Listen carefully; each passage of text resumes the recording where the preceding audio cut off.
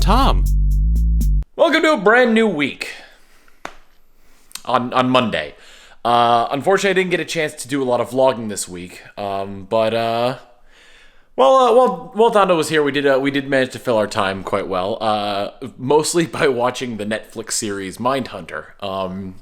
It's a show about kind of a dramatization about how the term serial killer came to be, and how like people went about like creating sort of like a criminal profile for potential serial killers, and like using and like coming up with like the different terminology for it, and like research and all that jazz. And it was really interesting. If you're into sort of like the that sort of like sort of like true crime stuff, and like criminal shows, kind of like Law and Order or like Criminal Minds, I'd highly recommend it. It's super interesting. I think honestly, I was more invested in the aspect of like the investigations and the research into the serial killers and whatnot and all that kind of thing, more so than I was invested in like the stories of the individual characters. It has three main characters: Agent Holden Ford, Agent Bill Tench, I think his name is Bill, and Professor Carr. And like, I don't know, I don't think they're terribly interesting characters. But you know, watching the show and like the methods, a lot of like the side characters were very interesting.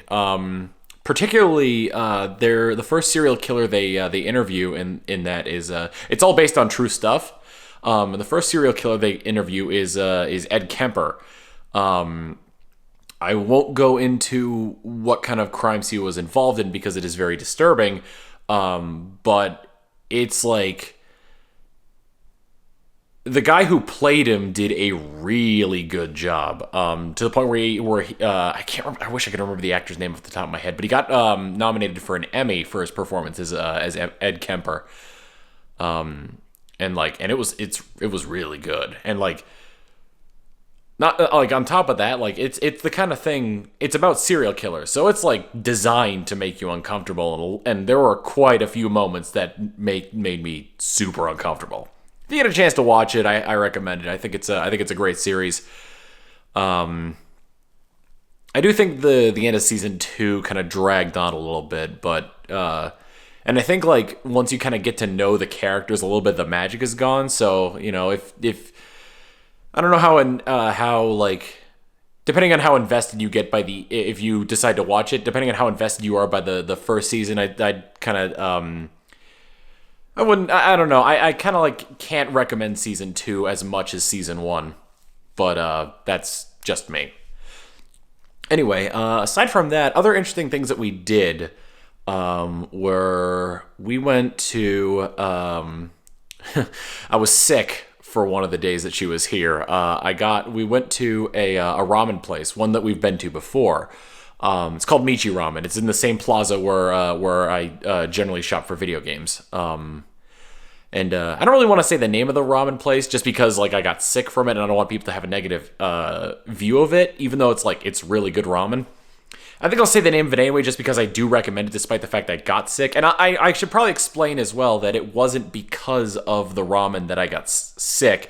It was because I ordered like really spicy ramen and I didn't eat anything else that day. Like that was my first meal and it did not sit well with me. So it's called Michi Ramen.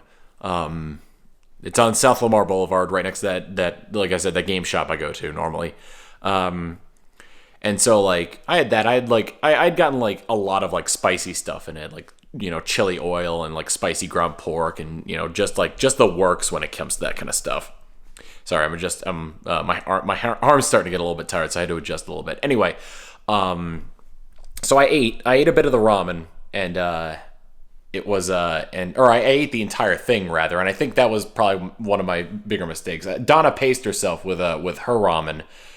She ate like half of it, then finished the other half later.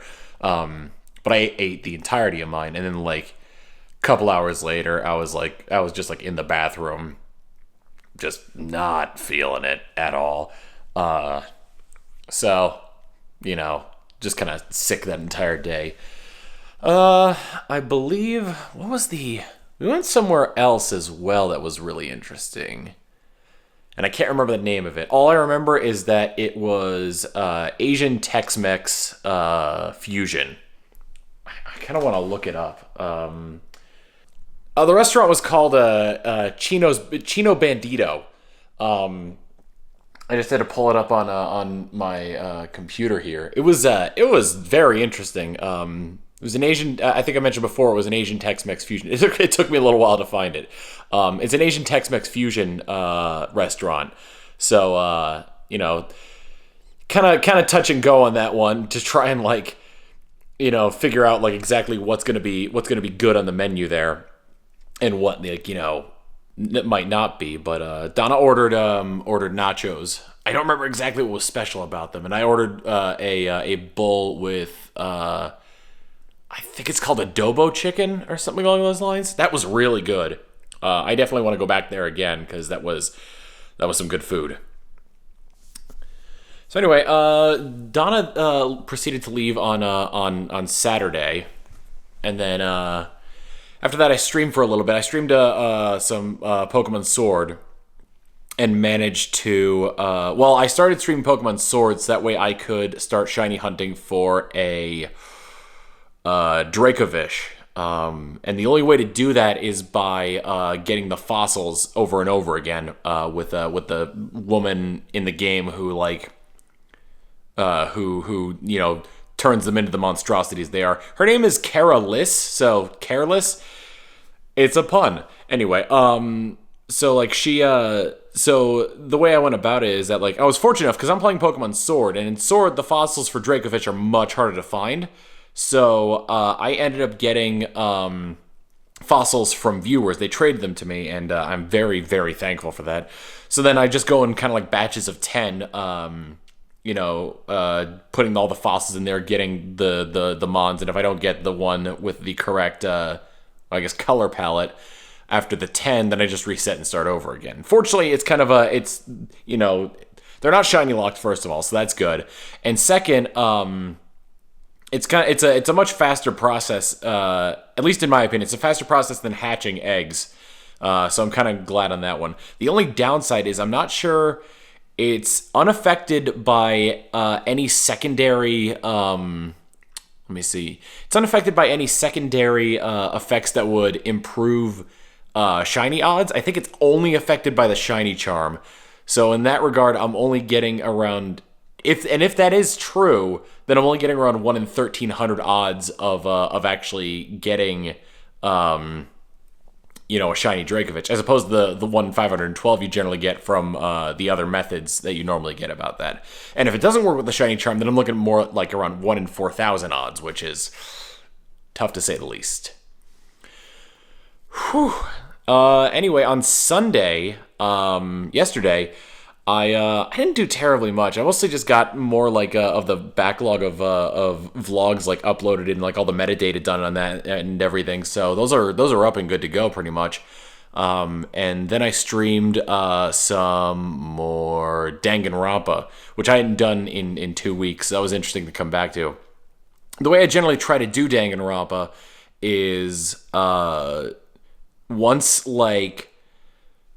there's kind of 2 phases to every period in Danganronpa. There is the initial phase between when something horrible happens and then the event where something horrible happens. So if I could divide my time up, evenly between that when I stream, then I won't be missing out on there's the whole thing is kind of based around court cases and investigations and whatnot. And so there's also a large portion of the game that doesn't revolve around that. So it's more story and character development. So if I can, generally what I try to do is I'll try to go for the more story driven and character development stuff. Try to do that in one session, whereas I will, and then I'll do all the investigation court stuff in a different one once all that starts to drop for the story. So that's always a good one and rather fun as well. Today I kind of just I don't know, I kind of lazed around mostly for today. Didn't really do that much. Yeah, there really isn't much to look at there. I got up, I got food, and then kind of just took the day off, you know? Sometimes you kind of need to do that. Anywho, the battery on my camera is starting to die, and this has kind of been a long-winded thing anyway, because I've just been talking about what I have been doing as opposed to showing you what I've been doing. But I think next week I'll be able to change that a little bit more. I'll be able to be a little bit more on top of that. So look forward to that. Anywho, this is the first full week with the new camera, but it's only been one day. So anyway, I hope you enjoyed this week. I certainly did, even though I couldn't really show you a lot of it, and I hope to see you in the next one. Later!